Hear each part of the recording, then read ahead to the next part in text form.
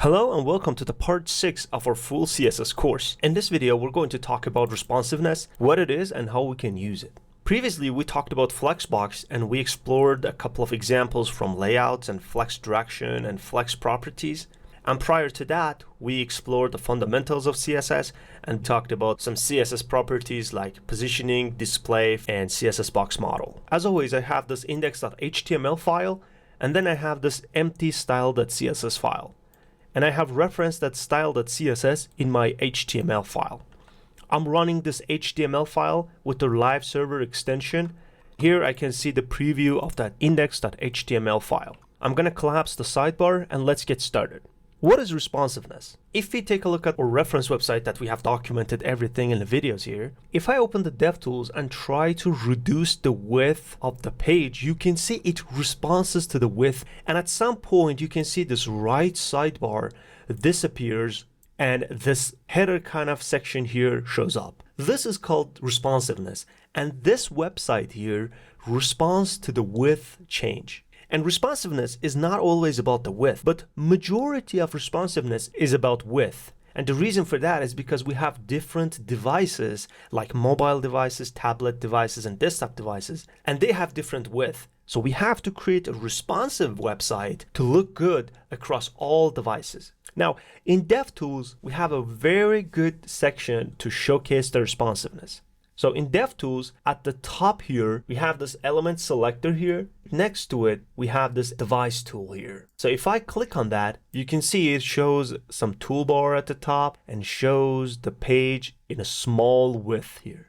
So at the top here, we can change the dimensions. As an example, I can change to some predefined devices like iPhone 12 Pro, and you can see it picks up the width for that. So we can actually see how our website would look like in iPhone 12 Pro. We can select elements and do whatever stuff we want, and we can change it to iPad Pro as well. So right now I can change the scale and set it to 100% or 75%.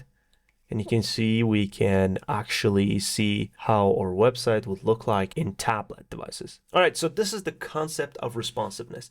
And now let's take a look at the ways that we can apply this. So let's jump back to our VS Code here.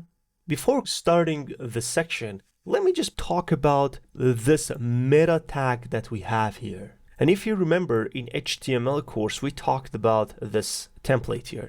We said if we type an exclamation mark and hit enter, it is gonna generate a default template for our HTML. And you can see this meta tag is here by default. So let me just get back to our file here. So this is an important tag for our responsive design. So we have a meta tag for the viewport, and the content says set the width to device width, and the initial scale should be 1. This line here in HTML tells the browser how to control the page dimensions and scaling, especially for mobile devices. And if we don't set this, mobile devices or mobile browsers basically might try to render the page at a desktop width and then zoom out. So this is really important for us to start the responsive design. All right, so now I'm gonna move the style.css to the side here to see the both HTML and CSS file at the same time.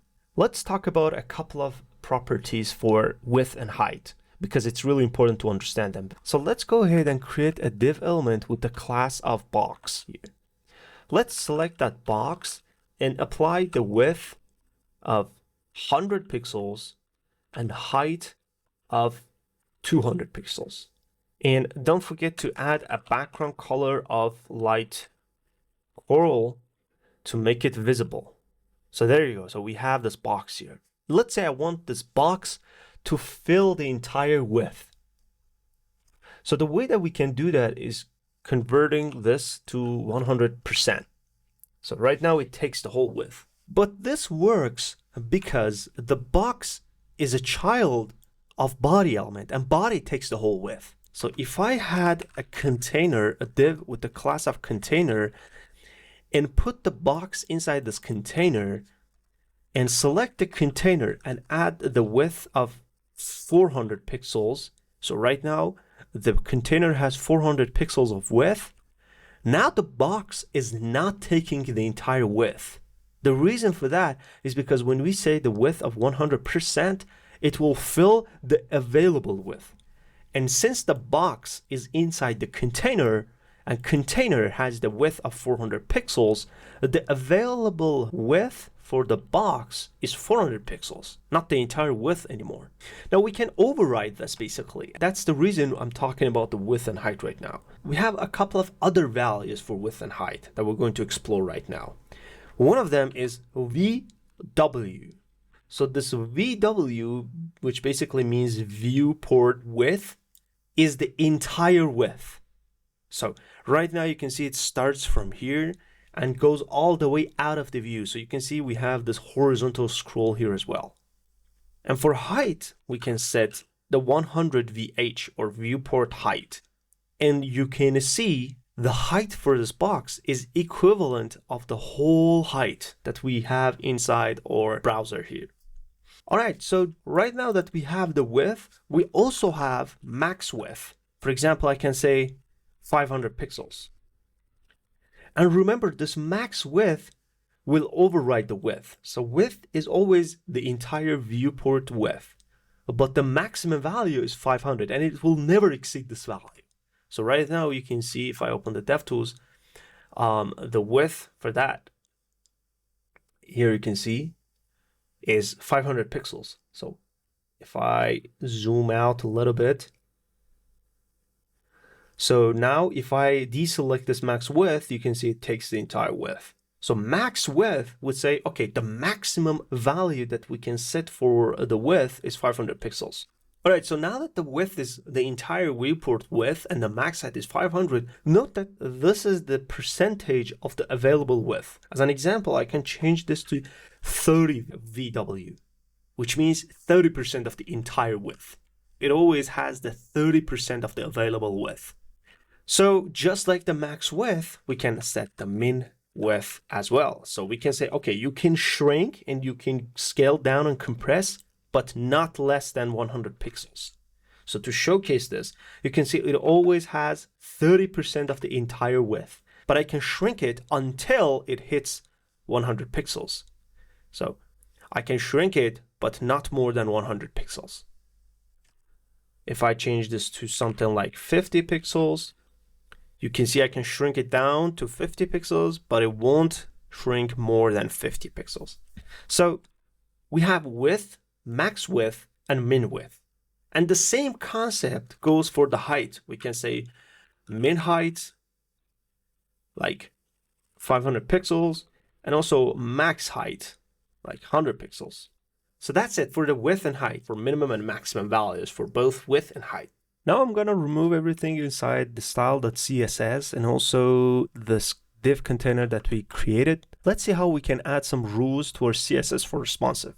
Now, to get started, let's go to our reference website. Let's go to this media queries section, this media rules, and copy these two lines, and then paste them here in CSS. Temporarily, I'm gonna bring the CSS here to focus only on CSS. And right now you can see we have @media, which basically says that this is a media query. With this, we can declare a responsive rule. And then we say screen, which means that talking about a media query for the screen. Then we add this and then a condition like this. In this case, we're saying if the min width is 768 pixels and then the block. We can also change the min width to something like max width and say if width is less than this, do something. So this one will apply only if width is more than this. In order for the condition to be true, the width should be minimum of 768. Let's check something. Let's go ahead and bring this one here and target this H1. So I'm gonna say, okay, if width is more than 768, I'm gonna say select the H1 and we can add any CSS block that we add previously. I say, okay, the color should be red. And here, if it's less than, I'm gonna change this to 768. If the width is less than this, 768 pixels, for the H1, the color to yellow, like this. So let's check out the preview. Right now it's yellow, and the reason it's yellow because the width is less than 768 pixels. And if I increase the width right at 768, there you go. Now it turns red. So let's go ahead and test this inside responsive tool. So let's change this dimensions to responsive and also reduce the scale. So here you can see the width. Right now it's 484 pixels, which is less than 768. When we pass 768, you can see it turns red. And if we jump to 767, there you go. So now you can see in 768, it's yellow, but as soon as I go up 769, it turns red. So hopefully now you understand this media queries and the ways that we can do this. Now let's explore another example here. Instead of this text, let's go ahead and create a div container. So I'm going to say dot container. Now I want to create dot box, a container with 3 boxes in it. So if I hit enter, it will create 1. But if I add times 3, if I hit enter, now it creates 3 div elements with class of box. Another beautiful VS Code feature here. In this case, let's say if the width is less than 400 pixels, the container, basically dot container, should have the display of flex and also the flex direction of row. And I'm going to copy the same and bring it here, but this time flex direction should be column. So this means, also don't forget to bring this one here. So this means if the width is more than 400 pixel, the display of flex should be row. And if it's less than that, the direction should be column. Also, let's target the box and add a width of 100 pixels, height of 100 pixels, and background color of light blue this time. If we check the preview, there you go. So we can see we have these boxes here. Actually, let's add a margin of 2 pixels to add some kind of divider in between. There you go.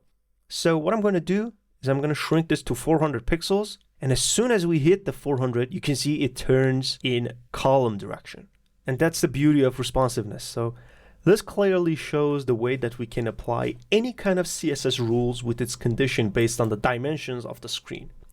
I've also mentioned some common sizes for breakpoints. For example, for the mobile, we have from 320 pixels until 480 pixels. So this is generally considered as mobile width or small mobile. We have large mobile, basically landscape mobile or portrait tablets. With this size, we have tablets to small desktop this size, and anything above 1025 pixels and up is considered desktop. All right, so the last topic that we're going to talk about in this section is about mobile first versus the desktop first approaches. One is desktop first. We write the CSS for larger screen first as the default styles, and then we use max width to slowly go down and reduce the width and add specific styles for the smaller devices. So we add the default rules for desktop, and then we target smaller devices and add specific styles for them. And the motto or the logic here is start with the big screen and then adjust down for smaller ones. And the second strategy is mobile first, is that we first write the CSS for the mobile or smaller devices and gradually add the min width media queries and apply additional styles for larger screen. Basically means start with the small screen and add more styles up for larger ones. Now, this one is better. In this case, since the mobile devices have less width and we can think about the constraints, it will force us to think about the core content first. And also another reason for that is because it's easier to add styles than remove or override them. As we target more larger screens, we can add more styles, which is an advantage. So here you can see we have the container and we add the style of width 100%, but when the width is larger than 768 pixels, we say, okay, stop the width at the width of 768. And if the screen width goes even higher and becomes more than 992 pixels, and we set the width to be set at 960 pixels.